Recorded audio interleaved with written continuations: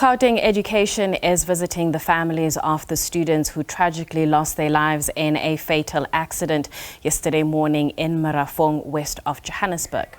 It is alleged that the minibus was hit from behind by a bakkie, causing it to overturn and subsequently catch alight. The authorities are currently investigating the circumstances around the accident. We do have MEC Chiloane, who is about to brief the media. And earlier on, you may have caught that interview, or rather that update, with our SABC senior reporter, Griselda Lewis, who's actually at the home. And she and the team on the ground will be providing that feed as we get more details. But we do know that the MEC and various members of that particular department are visiting the family. Let's listen in to what the MEC has to say. To visit the family, to pass on our condolences as a province of Gauteng and the department, and to speak to the family. We're still in shock as a department. However, we've come to make a commitment to the family and also the families that will visit and those that might not be able to make time because of time not visit. To say they should open their arms. There will be more visitors that are going to be coming through to come and pass their condolences, share their pain, because the messages that I've been receiving across are from across the country. The whole country was in shock, passing on their condolences and support to the family. So we're here to also extend that message that we've been receiving across the country, that the country is in mourning with you. You have the prayers of the whole country. It's a difficult moment. We're also lost for words, and also make a commitment on some of the investigation. Fortunately, I brought the MEC of Transport to also share with the family of to how far, because in most cases in such situations, families want answers, and correctly so. And we're here to give them the assurance that we are working around the clock to ensure that we will be able to support them, and also the process leading towards the funeral. And also the support that we continue to provide, because we do provide counseling for the family as well, beyond the school and educators. Yeah. Okay.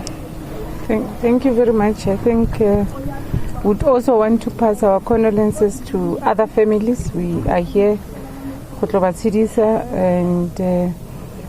and as the Department of Roads and Transport, we are yet to determine whether the car used was licensed to be transporting learners. This was a private education transport service provider, so we don't have much details because he also passed on in the accident, unfortunately for us, and also the car is banned. So Wyatt and the team is busy doing investigations for us so that we are able to give answers. So as of now, we don't have much answers. We don't know whether the car was licensed accordingly and whether the driver or the owner had a permit to transport children. So our responsibility is to regulate, our responsibility is to make sure that vehicles are compliant as well as the drivers. So we are yet to get those details. It's really a sad moment. We just lost a future as a province. 11 learners is a lot for us, and we're trying hard to make sure that we get to final details. But the message to parents is, let's verify. Let's make sure that kids travel safe to school, especially when they use private scholar transport. And to the service providers themselves, let's care enough of our children. Let's not think profits. This is our future as a country, and we can't subject them to what they are subjected to on a daily basis.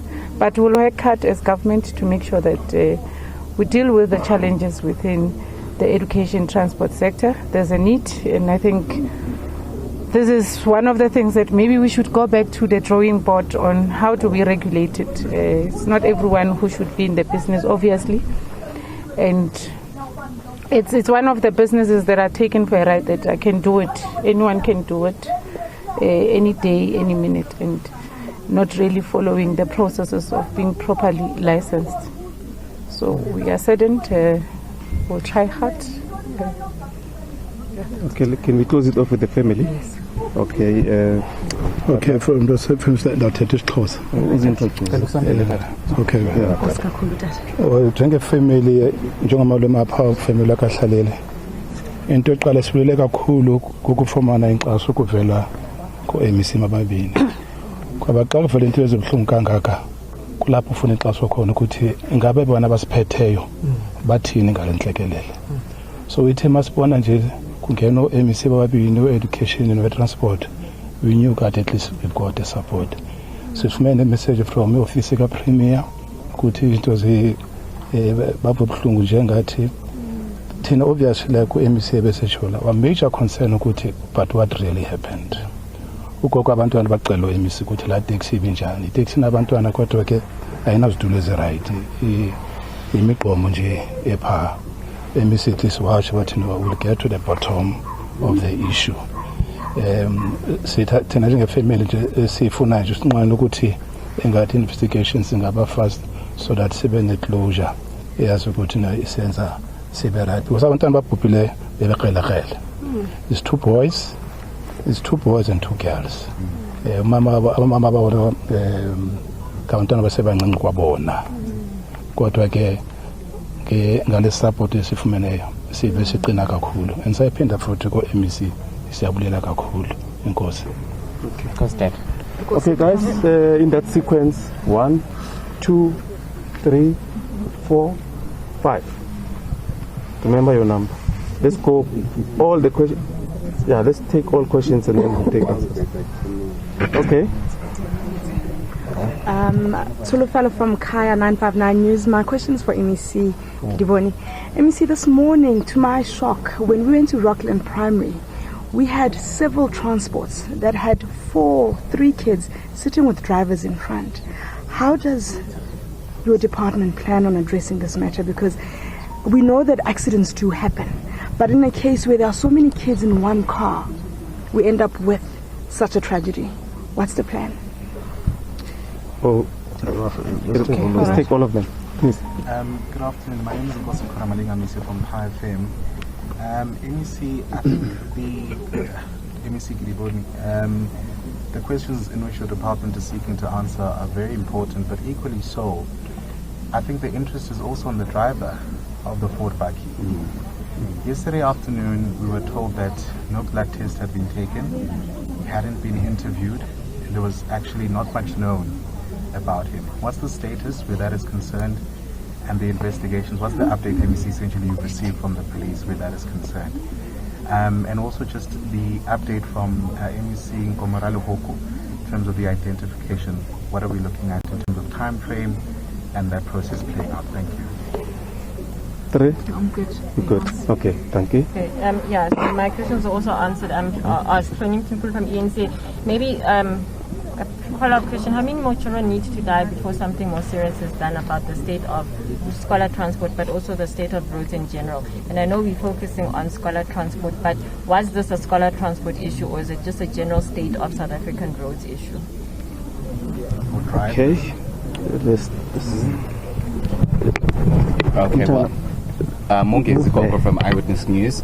My question is, it's sort of a two-part, but primarily it lies with the discovery of the body by the family. The family described how harrowing it was. So I just want to understand from the uncle, of course, how the family saw the children, what state were they in when you saw them. I know it's a very private question, but if you could just describe that ordeal. And then when it touches on the MC of transport, MEC Matome, yesterday one of the investigating officers informed us that the transport that was used was roadworthy. And when we learned from the family that some of the seats weren't up to scratch, what then is being said? If it's declared roadworthy, yet the seats are not in a state that one would send their child to school with, how do you react to that? Okay, let's start with MEC Diane. I think no child deserves to die on our roads, and despite the conditions they find, no one deserves to die on our roads. And it looks like it's a multifaceted challenge that we have, and as a province we really need to attend to it. Like I said, the education transport services mostly are private owners, and the relationship is between families and them. We have our own scholar transport as led by the Department of Education, and in this case this was private. And this is what we're trying to do, to encourage the business itself to not take it for granted that they are transporting children. And that's why we're also calling upon to communities in Gauteng that let's also take responsibility as and when we put our children into this transport service providers. And let's make sure, all of us know that what is a compliant vehicle. And Mama just explained to us the conditions of the transport that these children used, and it was their first time. And it's out of coming from another transport with the challenge of bringing kids late, and then they opted believing that that's a better transport, and unfortunately this happened to their children. And that's why you hear me calling upon, because remember, some people take pension to go open this business, and maybe perhaps as a province and as a country we need to find ways of regulating the sector properly, and this is what we are going to be doing. And I think part of the plans, and that's why I was saying that maybe perhaps we need to look into ways, how do we get our children to school despite being in a private school, or how do we expand our own scholar transport as a provincial government. 700 rand is a lot to be paid to a person who really don't care about the children. We are yet to get a full investigation report on the state of the vehicle itself. I don't know what you just reported, whether it's true or not, but for the mere fact that the kids died the way they died, I doubt if the vehicle was compliant. And we don't have answers because the driver also is not there. But we are trusting that our community safety and SAPS will assist us to get to the bottom of the issue so that we are able to give a proper report to people of Gauteng and South Africa as to what really happened. And we are urging parents, and maybe as government we need to really look into parents that can afford to pay for this service. How do we as government support them by providing them with that transport service to transport kids to school? So it's quite a difficult one. We all have questions. Unfortunately, I don't have answers. How we wish the driver was alive or the owner of the taxi, but we are going to investigate.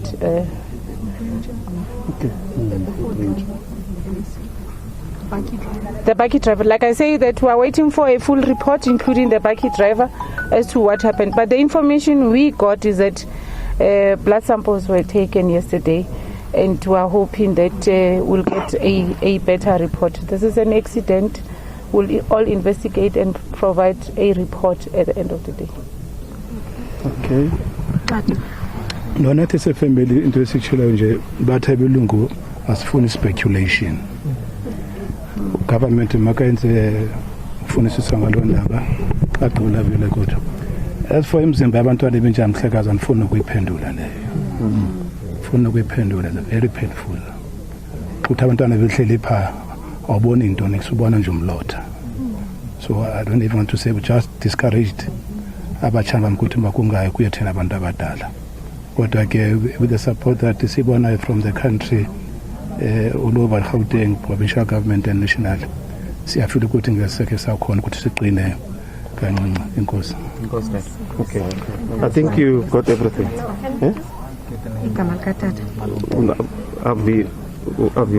Aviva Manga. Yeah.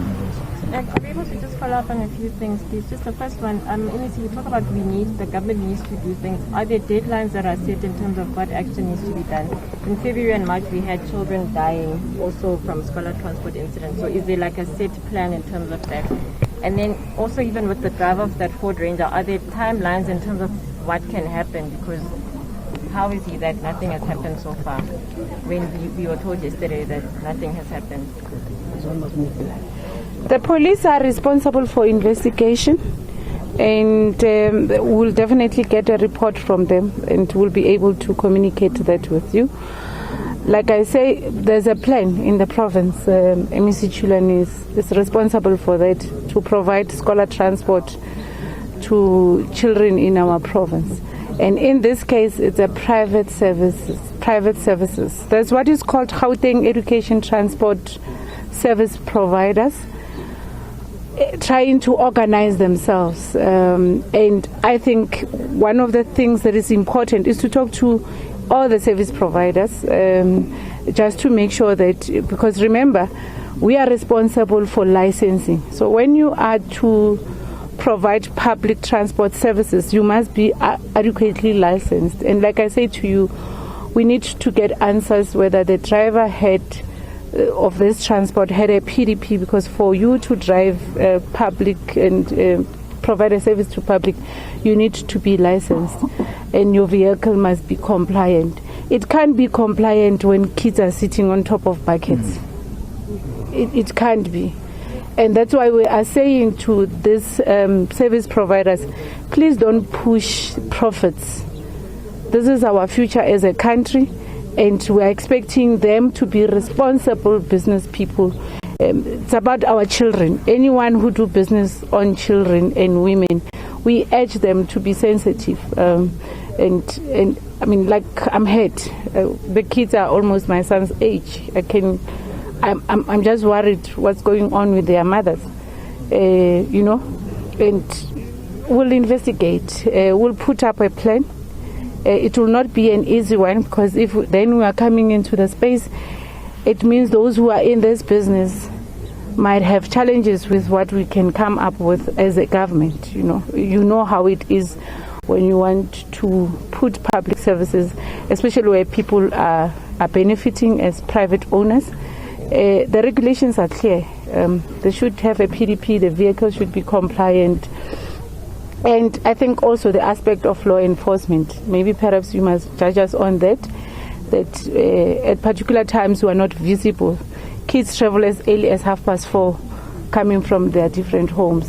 And I think that's why our Department of Education also speaks to the radius to school, that children must not travel along at periods and those other things. So that is a challenge. It's a societal challenge, and we should talk about it and see how we resolve it together as communities. But also government has a responsibility, and I think it's time we really put measures in place to transport all our children to school as a government. Those who can pay, including those who can't pay. Okay, wait. Okay, let's take. Okay, last round. It will be 1, 2, 3. Hey, that's the point. Okay, it's fine. Let's go. MEC, I just want to make sure I understood you correctly. So the children changed their transport. So this was one of the first times that they were using this transport. Yeah, this was the first time they changed because of challenges. About the conditions. Can you please share what some of the conditions inside the transport was like? No, my personal experience here, I can't say. But what my sister said by meeting, ukuthi la moto la MEC Chiloane, kuthiwa even amathini, not all the seats were right.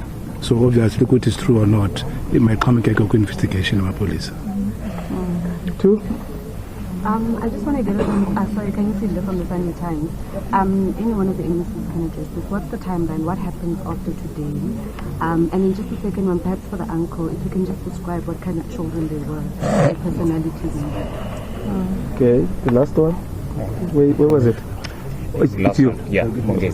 My question has to do with the numbers. We've heard varying numbers. Yesterday we learned that it was a total of 13 deaths. Today is 12. And this was, of course, told to us by the Merafong local municipality. So just clarity around the numbers, please. Okay, last one. Brocha from News 24. Judging by the responses from the MEC of Transport and the family spokesperson, it seems like this vehicle was a death trap. Where were traffic officials to prevent such a vehicle from operating on our roads? Okay, let's start. Thank you. Let me see. I think the municipality will answer where the traffic officials. Yeah. Yes. No, they're here. Yeah, and then maybe we can take the mayor. Deputy Mayor. Deputy Mayor. Deputy Mayor is here. Just introduce yourself, name and select. Thank you very much. I'm Mohamed Silo, the Deputy Executive Mayor of Merafong. On daily basis, we dispatch our officials across Merafong City, and you know that some of the transports they leave quite early in the morning. We will also investigate internally as to exactly what transpired. But the Department of Education is working closely with the local municipality in ensuring that there's compliance. Just on the 9th, when the schools reopened, in 2 of the primary schools in Gauteng, there was a lot of visibility from our side with the department official. The district director was also there in checking compliance in relation to the transport, scholar transport that is provided by the Department of Education. And we can safely say that those buses were fully compliant. This is an unfortunate situation that should be avoided going forward. We have also made a commitment this morning when we were with both schools, when we paid a visit to both schools, that we will have to meet with the Department of Transport, which is led by MEC Chiloane together with MEC Chiloane, to ensure that we meet with SGB's scholar transport. We also meet with the local taxi associations, so that what the left does, the right also knows what is happening. So we are fully committing to this commitment that we are making. We will be working with the MECs to ensure that something of this nature doesn't actually get to be repeated. But if you look at the state of the road that was used on that day, it's quite a safe zone. Even potholes, as you drive into that road, we use that road even today, potholes have been patched, and only the investigation will tell us exactly what has happened. At this point in time, we are not really ready to point fingers at each other. We are sharing this pain with the families, and we believe that at this point in time our attention is fully on the families, while we are not necessarily neglecting the compliance factor. Thank you. Okay. I think we're on timelines. Yeah. What I know, the DNAs are going to be done tomorrow. They want to start doing DNA tomorrow. Because of the urgency of this matter, I'm sure they'll be concluded quickly. Because we did receive a request from the family that they want by Saturday, they should be able to lay our children to rest. So we'll be working around the clock to ensure that the DNAs are concluded quickly. Confirm the numbers? The numbers are 11 actually. The correct number is 11 that we have lost yesterday, including the driver is 12. So it's 11 learners and the driver. In terms of policy, we have a policy that guides scholar transport, especially private scholar transport, but schools also need to monitor. You said you saw taxis with 3 or 4 in the front. The schools need to be responsible to such an extent to monitor that such a situation. So we'll speak to the school leadership to ensure that they enforce the policy on these private scholar transport drivers. Yeah. Let me see. I think for the last one. I think MEC Chiloane answered the overload challenge. Look, we will work hard and we are working hard on a daily basis to ensure that... Well, those were visuals coming from Carltonville, where our SABC News senior reporter Criselda Lewis is covering that story, and we've heard from the MEC in terms of what is going to happen between now and when the family would need to lay their loved ones to rest.